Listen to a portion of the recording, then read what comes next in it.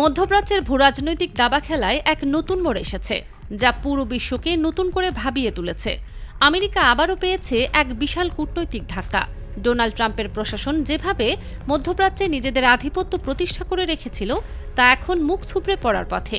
অনেক বিশ্লেষক এখন মনে করছেন যে আমেরিকা এই যুদ্ধে অনেক আগেই পরাজিত হয়ে গেছে, শুধু তারা সেটা মানতে চাইছে না। সবচেয়ে বড় খবর এসেছে ব্রিটেনের পক্ষ থেকে, যা ট্রাম্পের সমস্ত পরিকল্পনাকে ভেস্তে দিয়েছে। ব্রিটেন আনুষ্ঠানিকভাবে জানিয়ে দিয়েছে যে তারা হরমুজ প্রণালী খোলার কোনো সামরিক অভিযানে অংশ নেবে না। ট্রাম্প এতদিন যে আশা নিয়ে বলে বেড়াচ্ছিলেন যে ব্রিটেন এবং ন্যাটোভুক্ত ইউরোপের বড় দেশগুলো তাদের সাথে হরমুজ প্রণালী খুলতে সামরিক পদক্ষেপ নেবে, সেই স্বপ্ন এখন চুরমার হয়ে গেছে। ব্রিটিশ সরকারের স্পষ্ট ঘোষণায় বলা হয়েছে যে তারা এই ধরনের কোনো যুদ্ধে জড়াবে না এবং সামরিক পদক্ষেপ থেকে দূরে থাকবে। এই সিদ্ধান্ত থেকে একটি বিষয় পরিষ্কার হয়ে গেছে যে নতুন করে যে যুদ্ধাবস্থা তৈরি হচ্ছে, তাতে ট্রাম্প প্রথম বড় কূটনৈতিক পরাজয়ের মুখোমুখি হয়েছেন। এখন প্রশ্ন হচ্ছে, ঠিক কী কারণে ইরান এত কঠোরভাবে আমেরিকার সর্বশেষ প্রস্তাব প্রত্যাখ্যান করল? আমেরিকার দেওয়া শর্তগুলো যদি দেখা যায়, তাহলে বোঝা যাবে যে এগুলো ছিল সম্পূর্ণভাবে একতরফা এবং ইরানের জন্য চরম অপমানজনক। প্রথম শর্ত অনুযায়ী ইরানকে কোনো রকম শর্ত ছাড়াই হরমুজ প্রণালী খুলে দিতে হবে এবং সেখান দিয়ে যাওয়া জাহাজ থেকে কোনো ধরনের কর আদায় করা যাবে না। এই শর্তটি ছিল ইরানের সার্বভৌমত্বের ওপর সরাসরি আঘাত। দ্বিতীয় শর্তে বলা হয়েছিল যে পুরো অঞ্চলে হামাস, হিজবুল্লাহ কিংবা ইরানের সমর্থিত যে কোনো গোষ্ঠীকে সমর্থন করা সম্পূর্ণভাবে বন্ধ করতে হবে। এটি ছিল ইরানের বৈদেশিক নীতির ওপর নিয়ন্ত্রণ আরোপের চেষ্টা। তৃতীয় শর্তে আরও কঠোর দাবি করা হয়েছিল যে ইরানকে তাদের সমস্ত সমৃদ্ধ ইউরেনিয়াম আমেরিকা অথবা অন্য কোনো দেশের কাছে হস্তান্তর করতে হবে। চতুর্থ শর্তে বলা হয়েছিল যে ইরানের সমস্ত পারমাণবিক স্থাপনা সম্পূর্ণভাবে বন্ধ করতে হবে। এসব শর্ত শুনে যে কোনো সার্বভৌম রাষ্ট্র ক্ষুব্ধ হবে, এটাই স্বাভাবিক। ইরান এসব শর্তের বিপরীতে তাদের নিজস্ব কিছু দাবি রেখেছিল। তাদের প্রধান দাবি ছিল যে বিদেশে আটকে থাকা তাদের বিলিয়ন ডলার অর্থ অবিলম্বে মুক্ত করতে হবে। কিন্তু আমেরিকা সেই দাবিতে সরাসরি না বলে দিয়ে জানিয়েছেন যে এখনই সেই অর্থ ছাড়া হবে না এবং পরে সিদ্ধান্ত নেওয়া হবে কতটুকু অর্থ মুক্ত করা হবে। এই বিষয়টাই ইরানের নেতৃত্বকে প্রচণ্ডভাবে ক্ষুব্ধ করে তোলে এবং তাদের মনোভাবে স্পষ্ট বার্তা ছিল যে তারা আমেরিকার চাপের কাছে মাথা নত করবে না। তাদের ভঙ্গিটা ছিল অনেকটা এমন যে যা পারো করে দেখাও। যদিও শব্দগুলো হুবহু এরকম ছিল না, তবে জেডি ভ্যান্স যেভাবে সেখান থেকে তড়িঘড়ি করে হুমকি দিতে দিতে ফিরে এসেছেন, তাতে বোঝা যাচ্ছে যে ইরান অত্যন্ত পরিষ্কারভাবে জানিয়ে দিয়েছে যে তারা আমেরিকার কোনো শর্তই মানবে না। ইরান যদি একটি শর্ত মেনে নিত, তাহলে হয়তো আলোচনা আরও এগিয়ে যেত। কিন্তু ইরান এক কথায় সব প্রস্তাব প্রত্যাখ্যান করে বলেছে বিগ নো, মানে একদমই না। এরপর সেখানে ইরানের সমর্থকদের মনোবল কিছুটা নড়বড়ে হয়ে গিয়েছিল। ঠিক সেই মুহূর্তে ইরানের সংসদ সদস্য মোহাম্মদ গালিবাফ এসে সেই মনোবল শক্ত করে দিয়েছেন। তিনি আমেরিকাকে উদ্দেশ্য করে বলেছেন যে যদি তোমরা আমাদের আবার পরীক্ষা করতে চাও, তাহলে আমরা তোমাদের আরও বড় চমক দেব এবং আরও কঠিন শিক্ষা দেব। তিনি আরও বলেছেন যে যদি তোমরা প্রযুক্তিগত পথে আসো, তবে আমরা প্রযুক্তিগত জবাব দেব, আর যদি যুক্তি দিয়ে কথা বলো, তবে আমরাও যুক্তি দিয়ে উত্তর দেব। আর যদি তোমরা যুদ্ধ বেছে নাও, তাহলে আমরা যুদ্ধ করব এবং খুব ভালোভাবেই সেই লড়াই চালিয়ে যাব। গালিবাফের এই বক্তব্য থেকে স্পষ্ট হয়ে গেছে যে ইরান পুরোপুরি সিদ্ধান্ত নিয়ে ফেলেছে যে এই শর্তগুলোর সামনে তারা কখনোই মাথা নত করবে না। এদিকে ইরানের নৌবাহিনীর কর্মকর্তা স্পষ্ট জানিয়েছেন যে আমরা হরমুজ প্রণালীতে পুরো নজরদারি রাখছি এবং আমাদের অনুমতি ছাড়া একটি পাখিও সেখানে ঢুকতে পারবে না। আমেরিকার কোনো পরিকল্পনাই সফল হতে পারবে না। তারা আরও বলেছেন যে আমরা এই পথ কার্যত বন্ধ করে রেখেছি। ইরান যেভাবে হরমুজ প্রণালী নিয়ন্ত্রণে রেখেছে, তাতে আমেরিকা এখন বেশি চালাকি করার চেষ্টা করছে। এখন তারা বলছে যে তারা পেছনের দিক থেকে রাস্তা বন্ধ করে দেবে। এতে করে বিশ্বজুড়ে বড় ধরনের ধাক্কা লেগেছে এবং কয়েকদিনের মধ্যেই বিশ্বে বিদ্যুৎ সংকট শুরু হতে পারে বলে আশঙ্কা করা হচ্ছে। ইতিমধ্যেই ইনভার্টারের চাহিদা বাড়তে শুরু করেছে। গ্যাস এবং পেট্রোলের দাম বাড়ছে প্রতিদিন।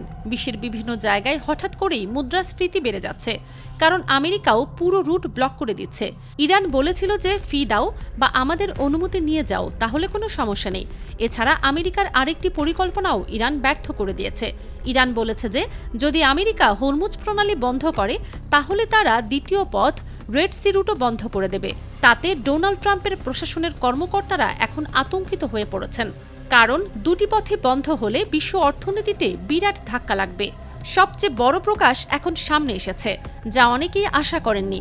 হয়তো আপনি রাতে ঘুমিয়ে থাকবেন, কিন্তু সকালে উঠে দেখবেন এটা সত্যি হয়ে গেছে। এক বিশাল বিষয় ফাঁস হয়েছে, যা অনেকেই ভাবতে পারেনি। ইরানের কর্মকর্তারা যারা আলোচনার মধ্যে উপস্থিত ছিলেন, তারা জানিয়েছেন যে আলোচনা মোটামুটি ঠিকঠাকই চলছিল এবং কিছু অগ্রগতিও হচ্ছিল। কিন্তু সেই মিটিং চলাকালীন সময়েই আমেরিকার ভাইস প্রেসিডেন্ট জেডি ভ্যান্স ফোনে নেতানিয়াহুর সাথে কথা বলেন। তারপরেই পুরো বিষয়টা একেবারে গোল্লায় চলে যায়। এখন দুনিয়ার মানুষও আসল ঘটনা বুঝতে শুরু করেছে। পর্দার আড়ালে থেকে নেতানিয়াহু ফোনে ঠিক কী বলেছেন তা এখনও জানা যায়নি, কিন্তু যা জানা গেছে তা হলো সেই ফোন কলের পরেই জেডি ভ্যান্সের মেজাজ সম্পূর্ণ বদলে যায় এবং যে আলোচনা সফল হবার পথে ছিল তা সম্পূর্ণভাবে ব্যর্থ হয়ে যায়। সবকিছু এখন পরিষ্কার হয়ে গেছে। পুরো কাহিনী বিশ্ব এখন বুঝতে পারছে যে আসলে কে সিদ্ধান্ত নিচ্ছে এবং কার কথায় সব পরিকল্পনা হচ্ছে। ইরানের রেভলিউশনারি গার্ডের মুখপাত্র জুলফিকারি বলেছেন যে বেসামরিক জাহাজগুলো চাইলে আমাদের অনুমতি নিয়ে হরমুজ প্রণালী পার হতে পারে, তাদের কোনো সমস্যা নেই সেখানে। কিন্তু যদি বিশ্বের কোনো দেশের সামরিক যুদ্ধ জাহাজ আমাদের এই প্রণালীর কাছাকাছিও আসে, তবে আমরা সেটাকে যুদ্ধবিরোধী লঙ্ঘন হিসেবে গণ্য করব এবং তার কঠোর জবাব দেব। সবচেয়ে বড় আপডেট হলো ইসরায়েলের কর্মকর্তারা বলেছেন যে তারা ডোনাল্ড ট্রাম্প অথবা আমেরিকার অনুমতির অপেক্ষায় আছে। অনুমতি পাওয়া মাত্রই তারা ইরানের জাতীয় অবকাঠামো ধ্বংস করে দেবে বলে হুমকি দিয়েছে। এদিকে ইরানের প্রতিনিধি দল আমেরিকার সামনে মাথা নত না করে জনগণের মন জয় করে নিয়েছে। আজও ইরানের রাস্তায় সরকারের সমর্থনে বিশাল মিছিল ও বিক্ষোভ চলছে।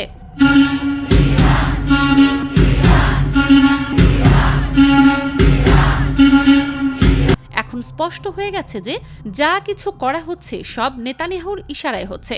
এখানে আমেরিকা ফার্স্ট নীতি নয়, বরং ইসরায়েল ফার্স্ট নীতি চলছে বলে মনে হচ্ছে। ডোনাল্ড ট্রাম্প আমেরিকার আসল প্রেসিডেন্ট নন, বরং মনে হচ্ছে আমেরিকার প্রকৃত প্রেসিডেন্ট হল নেতানিয়াহু। এমনকি আরব আমিরাত, সৌদি আরব, সিরিয়া, লেবানন সবার ভাগ্যবিধাতা যেন এখন নেতানিয়াহু।